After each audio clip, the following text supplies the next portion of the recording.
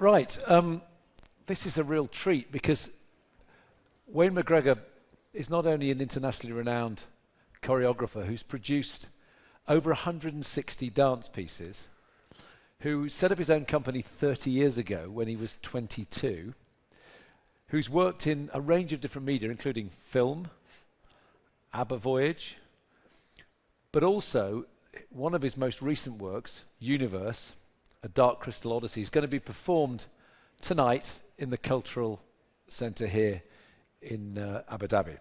So Wayne, before we talk about that particular work, given the range of the work that you've done, and the fact you're one of the great collaborators as well as one of the great choreographers of our era, working with different kinds of artists, scientists, technologists and so on, and the theme of this summit is time, do you see your career, your creative evolution as linear, cyclical, chaos, or a mixture of all of those?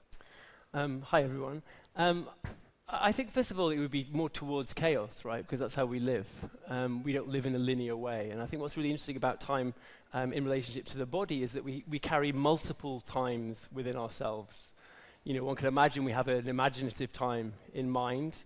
We have a physical time when we're doing operational things, which are very prosaic, very pedestrian. We have heart time, we have breathing time, and we have pace time. We kind of inhabit all of these times simultaneously, and I think that's a microcosm of the macrocosm of how time exists in our experience anyway. So when you choreograph, I mean, this maybe is far too broad a question given the range and depth of what you do.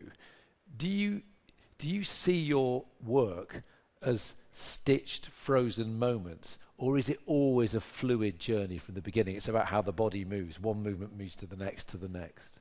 Well, do you see how you're dancing then? Do you see well, how you're try moving? to dance, yeah. You're dancing. So what's interesting about dancing? Dancing is not about keyframes. It's not about still moments. It's all about transition. It's about the moment between things. And so I think about my practice in that way. Really, it's a continuum of practice in which these pieces are a constellation of ideas at a particular time, and they're held together and they're shared with people at a particular moment. They might be toured. They might have a life which is 5-10 years, but I will be making the next one, and that will be another version of this piece that I've just made. So in a way, you're making the same piece over and over again, and it's on this continuum of time that's just moving forwards. Yeah, and I get that totally, but choreography, where you have to envisage something, note it down. I mean, I know you also work very creatively and kind of experimentally, fluidly with your dancers, but there must be set moments. You must be wanting to get from A to B. So the notion of the freeze frame, maybe I'm just too literal, it's how I see the world. I think we're too used to thinking about choreography as a kind of somebody at the front with a big stick counting 5, 6, 7, 8 and putting the movements on a body. And I think we're not doing that. What we're doing is we're thinking through and with the body. The body is an intelligent system with dancers who have incredible imaginative, emotional, and physical capabilities. And what we're doing is co-authoring the work in real time. And it's not only about shape. It's how shape transforms in motion over time. It's how things move between things. It's how my physical imprint in the moment teaches you something of what I'm feeling. So if I were to take the snapshot of you right now, the shape of you, which is what you're talking about, it's a very particular shape. I've got an understanding of what that shape is, but it's also energetically giving me an impression of you, which is beyond the shape of you. It's telling me something about how you're receiving the answer to this question. Yeah, it's telling me something about how is it that you might propose or prime the next question. Your body is so redolent with meaning. It's so redolent with inputs that are in dialogue all of the time. It can't only ever be about fixed frames. That's why, in a way, when we look at photographs, one of the things that we do when we look at photographs is also we see or can see motion inside it. We often activate the photograph, and that might be an emotional kind of activation, or it might be a physical activation, or it might be a kinesthetic activation, this idea of the body's response to that still image. And that's what I find fascinating and want to drive and drill down into. So when you work with, say, an artist like Tacita Dean, as you did on the Dante project, you're also working with the past, one of the great literary achievements in Western literature, at least, Dante's the trilogy. I'm curious about how that fluidity works, or how you work collaboratively with it. Does the artist come up with a visual idea and you kinetically respond to it, or can you work symbiotically from the beginning? Well, it depends on the artist. So I think first of all, I'm curating who are the people that might work together, first of all. So we're generally commissioning large-scale scores. So, for the Dante project, we commissioned an amazing British contemporary classical composer called Thomas Addis. He was writing a huge orchestral piece for 100 players. This, in terms of time, takes 4 years of writing before we were able to deliver it. So already you've got some context, you've got some constraints.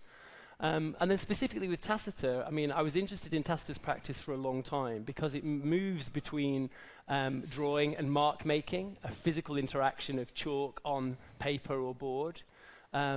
She also works in film and builds these really incredible impressionistic light-based worlds. And she obviously also works in photographs, and it felt that those versions of time would be really interesting as a correlation between that and choreography. And basically the designers of big stage pictures create context. They create in a way and prime the audience's imagination to how to receive the body, how the body is held within space and time.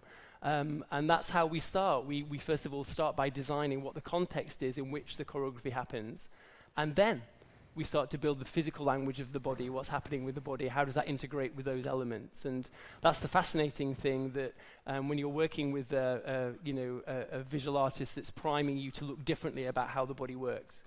How do you know when something's finished? Because this does sound like a very fluid, dynamic process. It doesn't sound like when you start out, you know what the end point will be, but I'm surmising you'll at least know when the end point is reached. Is it to do with something as pragmatic as we've run out of time, or is there a sense of finality? You can't push it any further. I don't worry about finishing. I know, one of the pleasures and the pains of having live performance is that you have a premiere date.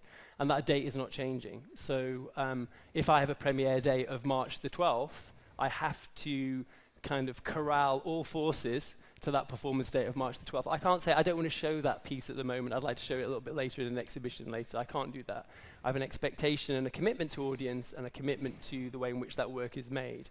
And that's actually quite freeing, because you can't finish the whole thing. There's never going to be able to finish everything. But what you can do is just see how far you get and present an organization of those choices, which becomes the piece at that moment in time, and then move on to the next organization of choices for the next one. So you're happy to let go. You don't see work that you've made in the past that you re-perform where you think, give me another month, I could tune this further. You've let go. It's there. It's finished. It's resolved by definition. Yeah, I don't go, okay, it's just there, it's finished, because I find it painful to look at it. I find it painful to see the choices or the missed opportunities in that work. But I understand that the factors that create that live experience, those live conversations I've had with those artists at that time, can't really be revisited 10 years later with the same kind of context. I can make a new thing, but actually retrospectively dealing with that, I feel is antithetical to what we've been trying to do from the beginning. So I let it live. And then the dancers and the performers take that work on, and that transaction with the audience is an act of becoming in itself. I want to talk about future-facing technology and looking into the future in a minute, but I'm fascinated by how you've worked with the past. Dante being one, but actually the ABBA voyage, the idea that you're working with people of a certain age now to recreate what they were like then for posterity in the future, where ABBA will be perpetually suspended at a kind of particular moment in their career, and you've choreographed that. How was that?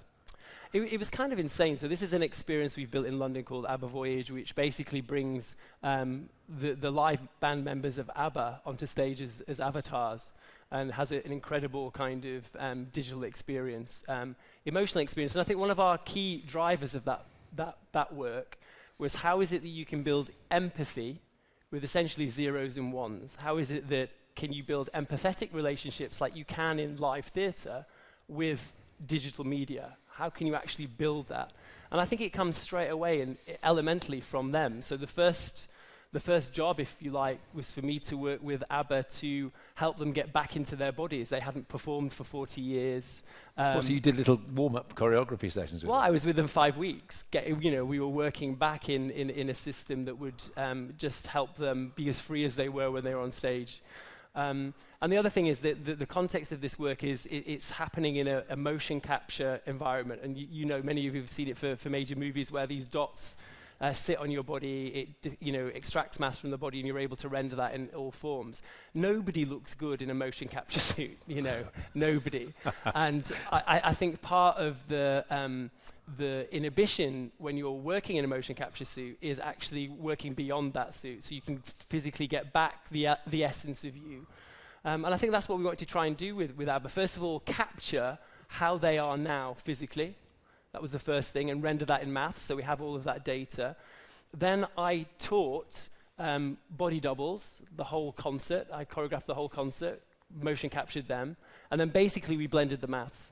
And so we were able to take the physicality of the real ABBAs now and a version of the real ABBAs danced by others, and actually create a kind of really empathetic, beautiful kind of environment for those in real time.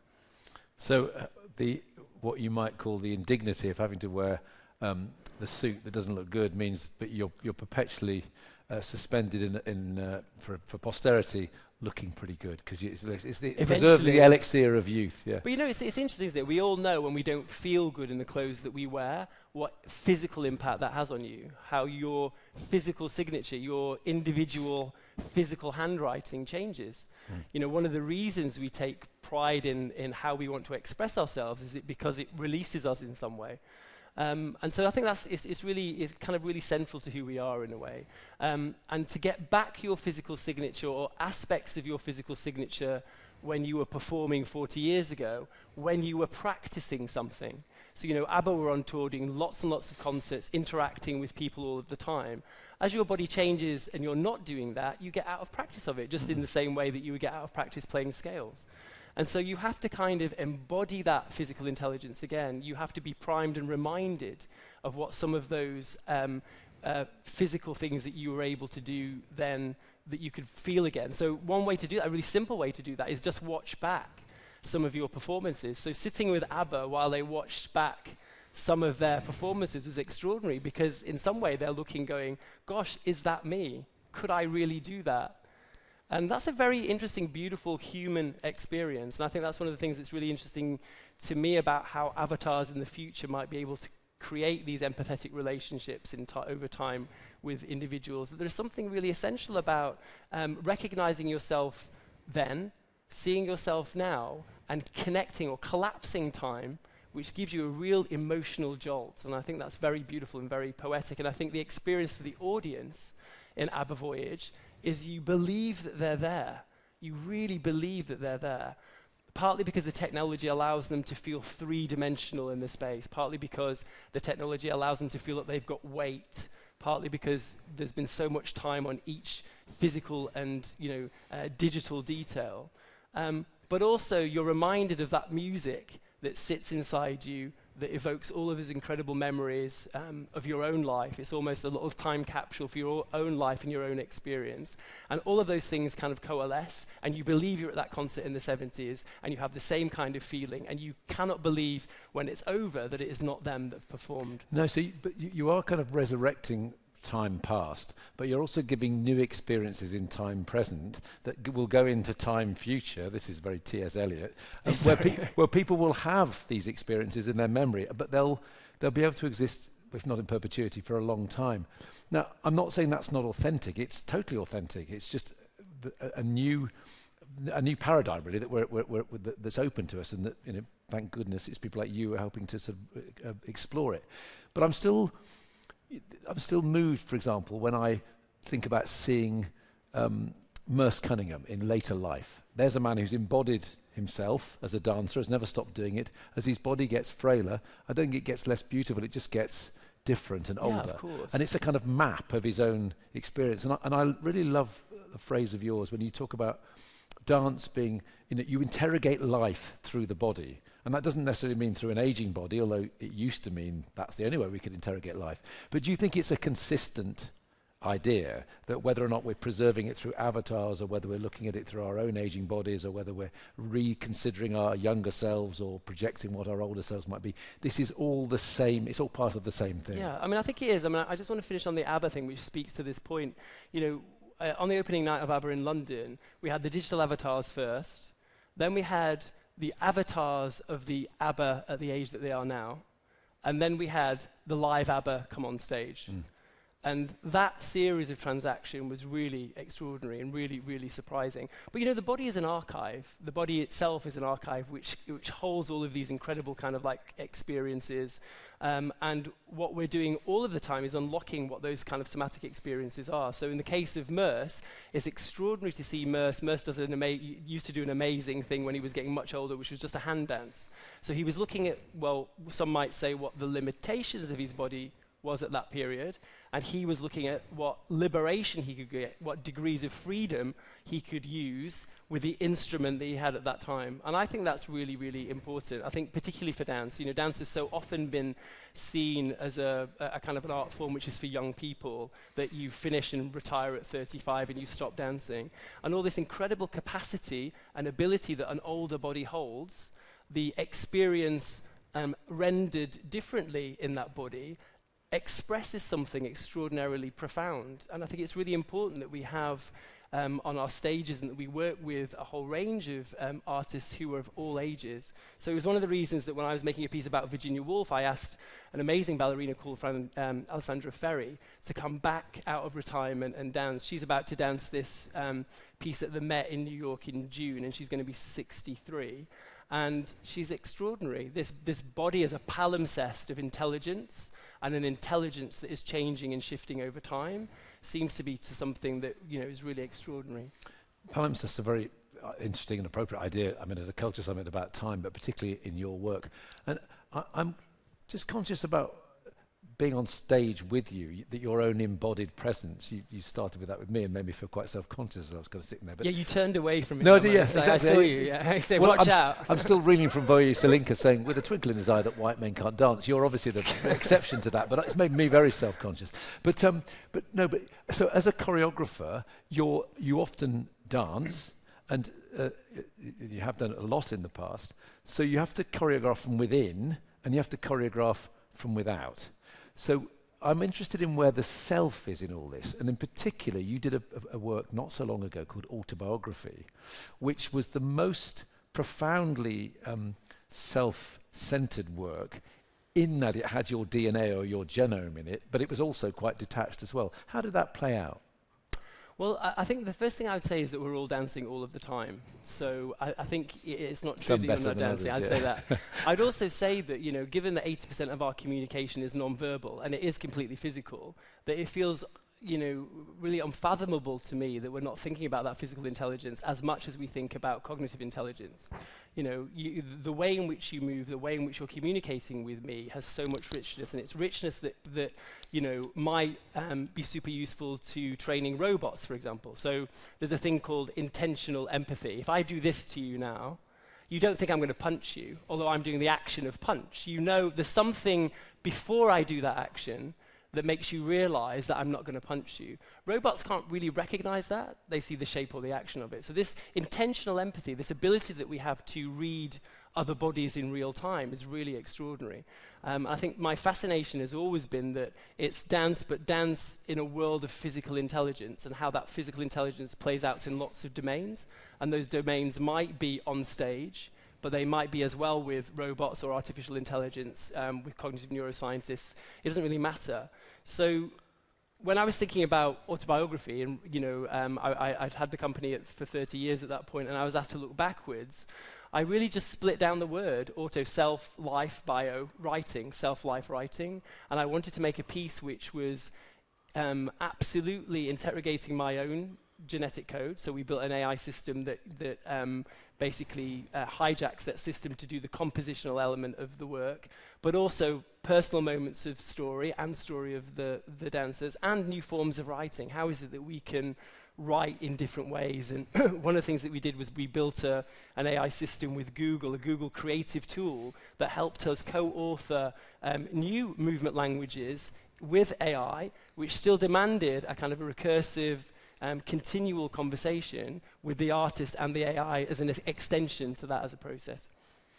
It's, fascinating. So you're actually, as I said, you couldn't be more embodied, or built into the the work, but it also changes. It's like the self, it's not a fixed thing. The layering of your genome or your DNA means that the work potentially keeps evolving as you do. You're unlike the ABBA avatars, you're not fixing it. Yeah, exactly. But actually the real liveness is in the fact that the composition itself and every aspect of the composition re-articulates every performance. So I think we're about to, in London at Sadler's Wells, next week do about the 100th version of this show. They're all like premieres. You know, the dancers have to completely relearn the structures. There's a way in which all of that gets integrated into really interesting ways. But it's a very, very live event. Talking of live events, we've got one tonight, Universe, a Dark Crystal Odyssey, which you made 2 years ago. It feels incredibly prescient. It did then, it does now. But it's triggered by a Jim Henson film from 1982, so once again, the past. But how do you use something like a cult classic like that, and how do you transcend it rather than appropriate it? Yeah, well, I mean, you want to do a rendering of it. You don't want to do the same thing. I mean, what is the point of doing the same thing? But, you know, I grew up in the 70s in the north of England. This film was made in the early 80s by Henson, who you'll know from things like the Muppets. Muppets, yeah. But actually what was really interesting about this film, I was terrified by this film at the age of 12. And it was partly because it was kind of puppets and animatronics, bodies misbehaving in really weird ways. But all controlled by humans. So there was a human hand on this kind of like puppetry, but what you saw was a very different kind of physical syntax, a very different physical language. But also there was a really interesting underlying kind of environmental theme about this crystal that had split and this aspiration to move back, you know, to bring it back together again. And I thought that kind of combination of incredible physical interest and a kind of a very pertinent theme would be really interesting to re-render. And so we got an incredible group of collaborators together. One of the things we've done in this piece is we've worked with a thing called a hologauze, which is a kind of like a gauze-like system that's painted in silver that reflects the light out. So you feel that you're more immersed into these worlds that we're creating. And the actual bodies themselves are sometimes very human, but more often they move into a realm of bodies that you don't recognize or bodies that you don't realize can do those kind of things. The physical instrument has incredible range. We have a very normalized way of moving. We have a very reduced way of doing activity. We might extend it a bit through sports. We might think differently a little bit physically by doing some practices like yoga. But the human body, the human instrument, has way more capacity. And I think one of the things that we're trying to do as choreographers is really lean into that and explore what the extraordinary capacity of the human body is, and what can that teach us and tell us about living, and what can it teach us and tell us and contribute to other forms of knowledge. So it's a knowledge set that we want to actively use in dialogue with other knowledge systems. We always see AI, and I know you've started to work with it quite a lot as a creative tool. We see that as pushing at the frontier of what it is to be human. I mean, and what it is. But it's interesting you talking about pushing at the frontiers of what the human body can do. So is this an example of where technology throws down a gauntlet or gives an opportunity? Does AI specifically give you the opportunity to push the body to areas it hasn't been pushed before? Well, it does for lots of reasons. So this tool that we built with Google hijacks my 30-year-old archive. It bans movements that we've done before. But the most interesting thing that it does, it suggests thousands of options of ways of doing different kinds of moves, but in the style of individual dancers. So it's not just arbitrary, it's these are kinds of moves that Tim might do. So there's something really interesting to me about your personal signature, what you've done in the past, and what you might be able to do in the future. That's part of it. The other thing is when you see the AI system in operation, you're looking in a way that you've never seen the body move. And therefore you are encouraged to try some of those new ways of thinking about moving. And then the third thing is because of sports science, because the bodies are getting more technological, you know, they can, you know, we're much healthier, we're stronger, the body has way more capacity, you can balance imaging techniques, internal techniques which are teaching you about the body, with all of these aspirations to explore the body in different dimensions. And in doing that, you're just saying something different about what that human condition is. You've described Universe as, I think it's a modern myth of an ecological urgency. And we've heard today already many speakers talking about the urgency of what needs to happen, but that we still have time to act, and we must believe that. without giving away the end, although we can certainly say in Jim Henson's film there was redemption and bringing together, is there a sense of optimism in your work, or do you not allow yourself that luxury at the moment? I mean, I'm naturally an optimist, so I think there definitely is a sense of optimism, but also there's the brutal facts, you know. And I think the whole point of Universe is it's a meditation through somatic experience. So it's a meditation which is not really about words, it's not about reading, it's about feeling, it's about phenomenology, it's about sensing, and I hope that is in some way a call to action. You're also working, and we're not giving too much away because it's in the digital world, it's in the metaverse, on a new piece. I mean, you're working on many new pieces. If you've done 160 in the last 30 years, let's figure how many you do a year. But it's called Deep Staria. And I'm fascinated to get the chance, just briefly in the last couple of minutes, to talk about something that's very much a work in progress. You've not even started the choreography yet, but it's going to be at Montpellier in the summer. So take us through where you are in the process of this, because it involves both digital and physical, and it's going to be live in the metaverse as well as on stage. Yeah. So where are you in that process? So I guess we're just looking at how might we make a piece of work that runs in parallel, so that the roots are shared, but it has many forms of expression, and those expressions might be on stage, they might be sitting in a digital domain in the metaverse, they might be gamified, what are they? But we're starting from a central proposition that all of the team are working on together. So so often what we've done is create a piece and then try to find a translation in a digital medium, and what we're doing this time is working kind of in parallel. We're trying to build a kind of an immortal deep staria, almost like a ghost in the machine. There's a choreographic thinking entity that moves in extraordinary ways, that has a life which carries on and develops. We're trying to work in a Vanta Black stage that where bodies become lost, or the background becomes lost, and we find a new way of describing the architecture of a body, and to see how that will work. And all of these things have kind of like crosstalk. They crosstalk between each other. They're shape-shifting, kind of really extraordinary ideas between medium. It's brilliant, because as you were talking, again, something that I think you said not so long ago, was that dance can be a code, but coding can be a form of dance. And there's that wonderful interplay between those two processes that is not often thought. I mean, mathematics and coding is a kind of pattern. Dance is a pattern to some extent. But also the process of choreography is a pattern. So, you know, if you think about some of the seminal choreographers over the last 100 years, they've had some kind of system by which they pull out of a body new creative information. Those algorithms, those creative algorithms, are embedded into all of the great choreographers' work over time. And I'm very interested in this. You know, it's not just the notation, the Laban or Benesch notation, that takes a body and can recognize it.